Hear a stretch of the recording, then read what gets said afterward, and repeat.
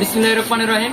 আলহামদুলিল্লাহ, যে কুমিল্লা এবং নোয়াখালী এবং ফেনীর বন্যাবাসীদের জন্য আমরা আজকে অত্র সোনাতলা যুব সংঘ এবং সোনাতলা সকলের সহযোগিতায় আলহামদুলিল্লাহ আমরা আজকে সর্বমোট 13,855 টাকা তুলতে পেরেছি।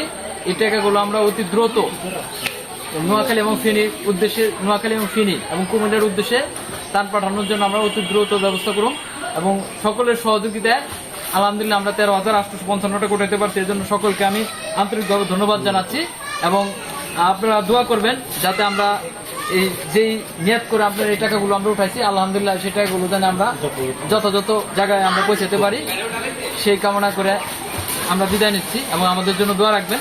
আমি সকলের জন্য দোয়া করি যারা সহযোগিতা করতে পেরেছেন এবং যারা করতে পারেন নাই, ইনশাআল্লাহ তারা আপনারা নামাজ পড়ে দোয়া করবেন বন্যাবাসীদের জন্য। ঠিক আছে।